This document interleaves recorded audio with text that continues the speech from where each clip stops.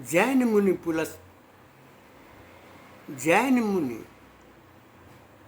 पुलक सागर जी महाराज का उद्बोधन हमने सुना। उनके भीतर अखंड राष्ट्र प्रवाह की ज्योति जल रही थी।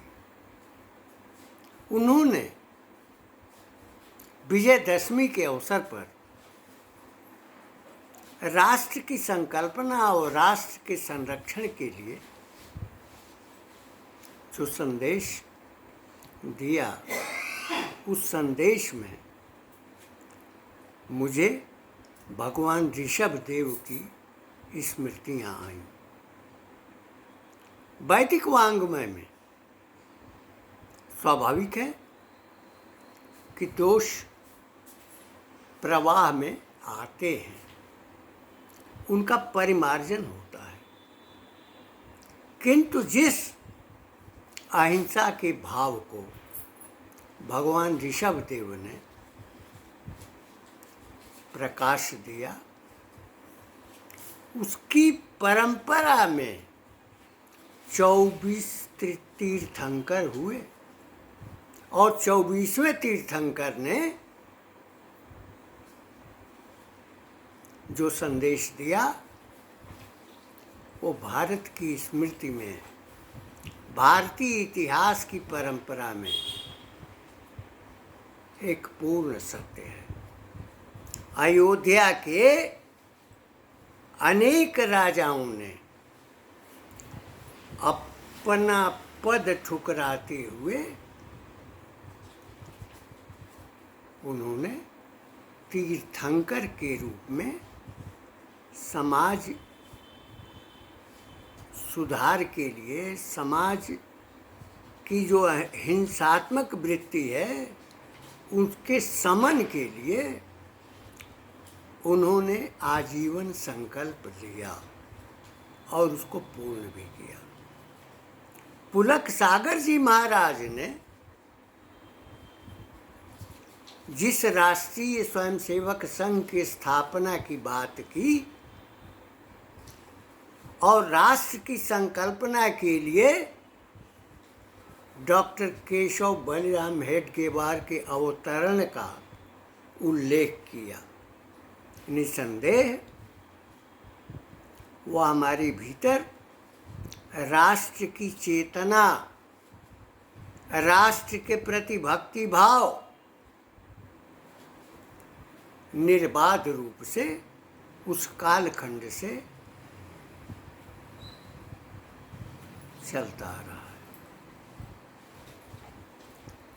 किसी कामना के लिए नहीं, किसी लाभ के लिए नहीं, हजारों हजार प्रचारकों ने अपना जीवन दान किया राष्ट्र के लिए, और राष्ट्र का जो स्वरूप होता है उसी से भूखंड भी सुरक्षित रहता है। यूनान इजिप्ट हो गया, फारस ईरान हो गया, गांधार अफगानिस्तान हो गया, लव का लाहौर पाकिस्तान हो गया, बप्पा रावल का रावलपिंडी महर्षि पाणिनि का निवास स्थान पाकिस्तान हो गया, और भारत इंडिया हो गया। लेकिन जिन महापुरुषों ने इस भारत के अपने मूल स्वरूप में बनाने का कार्य किया, रखने का कार्य किया, वो स्तुत्य है। जहाँ महारानी पद्मिनी का उद्बोधन अपने पति राणा रतन सेन के अलाउद्दीन खिलजी के कारागार में निरुद्ध होने के उपरांत उनका संबोधन हमारी राष्ट्र की चेतना को पैदा करता है। सुभद्रा कुमारी चौहान भारतीय स्वातंत्र्य के लिए वीरों का कैसा हो बसंत, उसकी स्मृति याद दिलाती है। कैसा बसंत होना चाहिए। हल्दी घाटी के शिलाखंड, ऐ दुर्ग सिंहगढ़ के प्रचंड, राणा ताना का कर घमंड, दे जगह आज स्मृतियाँ ज्वलंत, वीरों का कैसा हो बसंत। आ रही हिमाचल से पुकार, है उदद गरजता बार बार, प्राची पश्चिम सब बुन न पार, सब पूछ रहे हैं दिग दिगंत, वीरों का कैसा हो बसंत। पुलक जी महाराज के भीतर जो उद्बोधन था, ये उद्बोधन की पृष्ठभूमि ही राष्ट्र का निर्माण कराती है। फांसी का फंदा चूमने वाले और बलिदान देने वाले के पीछे उनकी माताओं और उनके परिवार की पृष्ठभूमि होती है, और महामनीषियों का दिया हुआ ज्ञान, दी हुई ऊर्जा उसका स्रोत होती है। पन्नाधाय ने अपने पुत्र का बलिदान कराया था, किंतु चित्तौड़ के दीपक को बुझने नहीं दिया था, यद्यपि वह कायर निकला। गणेश शंकर विद्यार्थी ने इसका उल्लेख किया है। पुलक सागर जी महाराज में दिव्य चेतना है, दिव्य संदेश है, और जैसे उनका पूरा संबोधन हमने देखा, ऐसा लग रहा था कि महाभारत में कुरुक्षेत्र के मैदान में भगवान कृष्ण अर्जुन को गीता का ज्ञान दे रहे हैं। गीता का ज्ञान देने वाला जो व्यक्तित्व है वो जैन मुनि पुलक सागर जी महाराज हैं। अब पुलक सागर जी महाराज के जैसा व्यक्तित्व, वक्ता, विचार को प्रस्तुत करने वाला, राष्ट्रीय प्रवाह को पैदा करने वाला, उसके चैतन्य को जागृत करने वाला व्यक्तित्व जब होगा तो निस्संदेह राष्ट्र अपने यौवन को हमेशा बनाए रखेगा। दुर्भाग्य की बात है कि जिस आदि गुरु शंकराचार्य जी ने 4 पीठों की स्थापना की थी और शंकराचार्य की पीठ कायम किया था, उनमें से आधे शंकराचार्य तो राष्ट्रीय चेतना के विरुद्ध आचरण करते हुए दिखाई पड़ते हैं। जिनके भीतर राष्ट्र के संरक्षण का दायित्व था, जगत गुरु शंकराचार्य का जो संदेश था, उस संदेश से भिन्न प्रकृति के रहने वाले और साधन संपन्नता की लिप्सा में जीवन व्यतीत करने वाले कुछ शंकराचार्य भी हुए। अकूत धनराश जो मंदिरों पर चढ़ावे के रूप में आती रही हैं, ऐसे शंकराचार्य को वह नहीं दिखाई पड़ा। जिस धन से शासन अपनी दृष्टि के अनुसार उपयोग करता है, वह न तो सनातन के लिए है, न भारतीय परिवेश के लिए है, न मंदिरों के लिए है, न गुरुकुलों के लिए है, न आश्रमों के लिए है। जो भी अपार संपदा मंदिरों में एकत्र है वो भारत सरकार के पास RBI में सुरक्षित है, रखी गई है, जिसको कभी भारत के प्रधानमंत्री चंद्रशेखर जी ने गिरवी रखा था। सोना, अकूत सोना भारत के मंदिरों के पास है, अकूत धनराशि भारत के मंदिरों के पास है। दूसरे संप्रदायों और पंथों के जो स्थान हैं उनके लिए उनका व्यय होता रहा है। यही रही है भारत की आज़ादी और यही रही है भारत की स्वाधीनता। स्वाधीनता नाम मात्र की है, उसका कोई अवशेष नहीं है। जो हजारों लाखों लोगों के त्याग और बलिदान से प्रभावित होकर अंग्रेजों ने द्वितीय विश्व युद्ध के बाद 1946 में ही भारत छोड़ने का निर्णय कर लिया था और उनका उद्देश्य था विभाजन करने का। लॉर्ड माउंटबेटन अपने गुलाम को सत्ता प्रमुख बनाना चाहता था और 1947 में सत्ता ट्रांसफ़र हुई थी, स्थानांतरित हुई थी। स्वतंत्रता नहीं मिली थी, आज़ादी वह नहीं थी।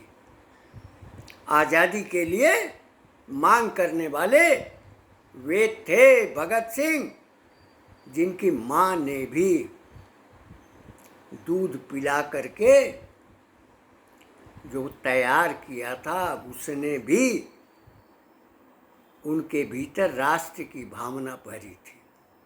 खुदीराम बोस, सचिन सान्याल, चंद्रशेखर आज़ाद जैसे कुछ नाम हमारी स्मृति में आते हैं, लेकिन वे नाम हजारों हजार की संख्या में हैं। न उनकी कोई लालसा थी, न कोई कामना थी। उस कामना को आधार देने वाला संगठन राष्ट्रीय स्वयंसेवक संघ था, क्योंकि जो पारिवारिक पृष्ठभूमि में रहता है, उसी पृष्ठभूमि में कोई वृक्ष भी खड़ा होता है, लताएं भी पनपती हैं। परिवेश का महत्व है। अगर उर्वर भूमि नहीं है तो वहाँ तिनका भी नहीं जमता, ऊसर में तिनका भी नहीं जमता है, रेह होती है। लेकिन उर्वर मिट्टी जहाँ भी होगी, निसंदेह वहाँ जंगल भी होंगे, वृक्ष भी होंगे, उनसे फल मिलेगा और उसमें जो जीव जंतु हैं, नभचर हैं, थलचर हैं और जलचर हैं, वह भी अपना आहार पाएंगे। इन सबको नष्ट करने की प्रकृति सत्ता में रही है और 47 के बाद ही रही है। 47 के पहले दोष देना निरर्थक होगा, क्योंकि वे आक्रांता थे। किंतु जब हम स्वाधीन मानते रहे, जब हम स्वतंत्र मानते रहे, तो हम ये कैसे माने कि हमारा तंत्र वही है, हमारी शिक्षा वही है, हमारी रक्षा उसी प्रकार की है, हमारी व्यवस्था कृषि की उसी प्रकार की, विभाग सारे उसी प्रकार के हैं। तो शिक्षा, रक्षा, व्यवसाय, उसकी दृष्टि, उसके विस्तार की संकल्पना, ये सब कुछ वैदेशिक परिवेश की है, जहाँ पर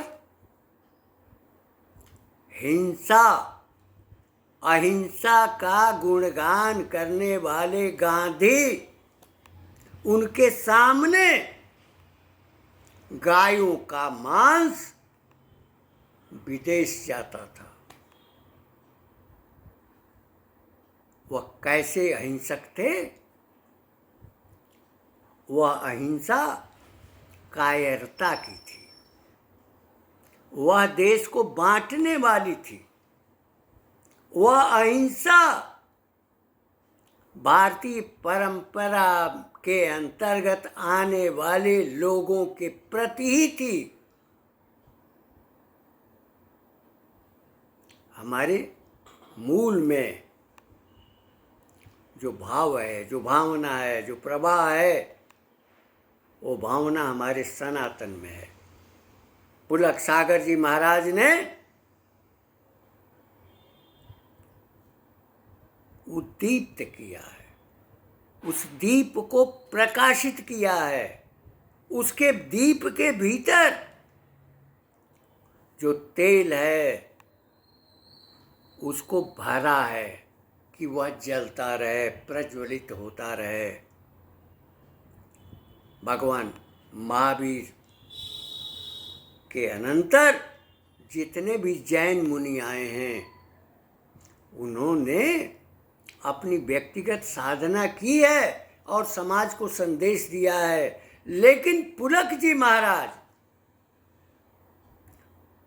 के प्रति श्रद्धा सुमन अर्पित करते हुए मैं यह कहना चाहूँगा कि आपके भीतर राष्ट्र का भाव है, राष्ट्र की चेतना है, राष्ट्र की स्मृति है, जिसका स्वप्न भगवान ऋषभ देव ने देखा था और अयोध्या के राजवंशों ने सत्ता का मोह त्याग कर और तीर्थंकर हुए थे।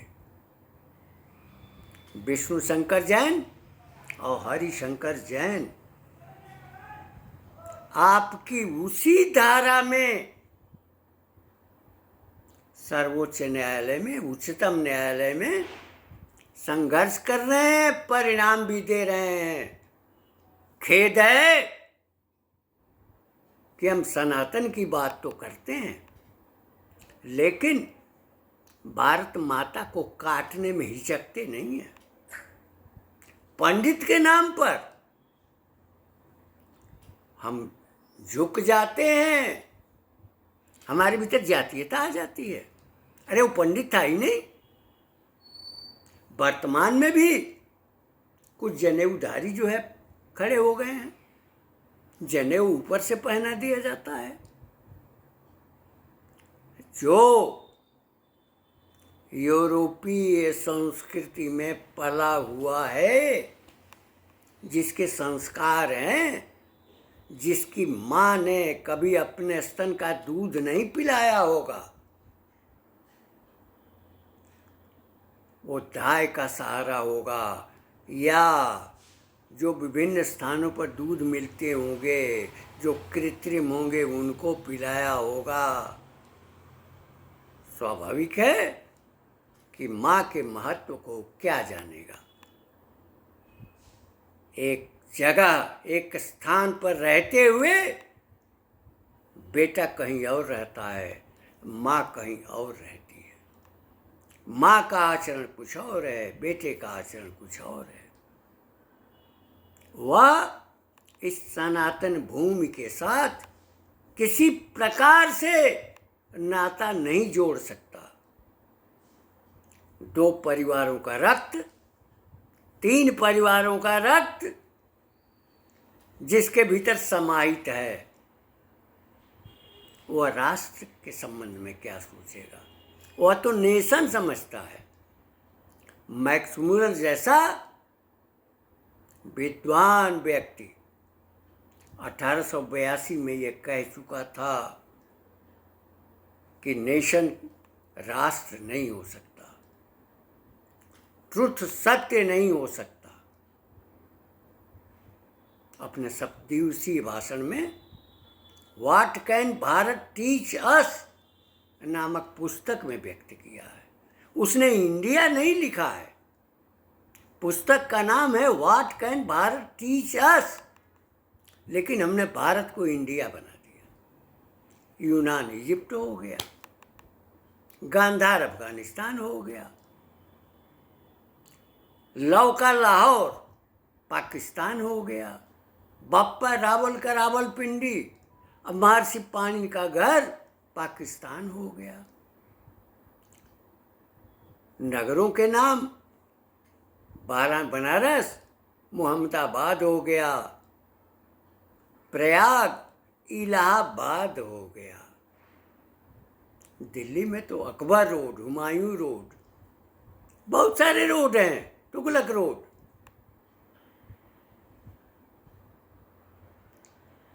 और भारत को इंडिया बना दिया गया और उसका निराकरण जो है 1947 में किया जाना चाहिए था, लेकिन भारत के संविधान में उसी गुलाम के प्रवाह में आकर इंडिया मीन्स भारत,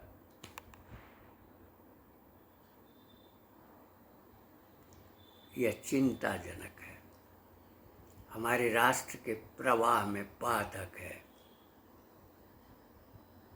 मुस्लिम आक्रांता 800 वर्षों में भारत का नाम नहीं बदल सके। वो हिंदुस्तान था, हिंदुस्तान। हिंदू बना है हिमालय और इंदु। हिमालय का स्वामी भगवान शिव, जिनके सिर पर, माथे पर चंद्रमा था। इंदु, हिंद, और उस हिंद से हिंदू, हिंदू कुश की पहाड़ियाँ विद्यमान है। और यहाँ निवास करने वाले जो जन हैं, उनको आक्रांताओं ने हिंदुस्तान कह दिया। तो हिंदू का स्थान हिंदुस्तान। नामकरण इंडिया करने का प्रयोजन भारत के संपूर्ण परिवेश को बदलने का था। गुलाम की लालसा थी, उसकी कामना थी, उसका उद्देश्य था। इसी नाते जब चर्चिल ने भेजा तो यह कह करके कि जो गुलाम है उसी के हाथ में सत्ता जानी चाहिए। आखिर सत्ता मिली, देश विभाजित हुआ, भारत माता विभाजित हुई, लहूलुहान हुई, और जितनी भूमि भारत के विभाजन के बाद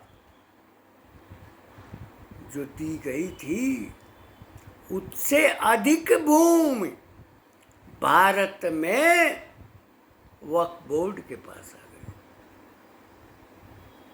विभाजन का बीज उसी समय डाला गया था। एक विभाजन पश्चिम, एक पूरब, और बीच में अपने नियम और धारणा के अनुसार विभाजन का बीज बोना। 1955 में हिंदू कोड बिल लाए। देवरिया के एक वरिष्ठ अधिवक्ता नर्मदेश्वर सिंह ने यह कहा था कि मास्टर साहब, 1955 का हिंदू कोड बिल भले ही दिखाई पड़ा, लेकिन आगे भविष्य में उसकी विष बेल जब फैलेगी तो साफ दिखाई पड़ेगा। हिंदू कोड बिल लाना और दूसरे को जो अंग्रेजों के काल से आ रहे कानून के अनुसार उनको विधिक मान्यता देना,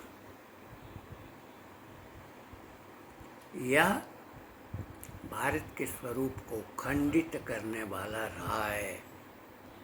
जिसके मन में खंडन की वृत्ति होती है, जिसके संस्कार में वृत्ति होती है, जिसके भीतर नकारात्मक बोध होता है, निश्चय ही वह चाहे समाज हो, चाहे राष्ट्र हो, चाहे देश हो, उसको खंडित करना। इन शब्दों के साथ अपनी वाणी को विराम देते हुए मैं कहना चाहूँगा कि ज्ञान के सागर जैन मुनि पुलक सागर जी महाराज को कोटिशः नमन करते हुए मैं उनके प्रति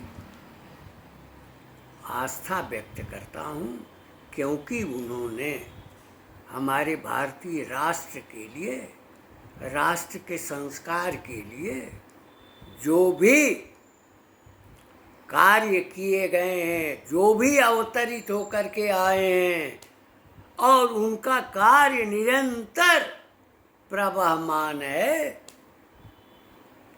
उनके संदेश के लिए उन्हें कोटि कोटि नमन।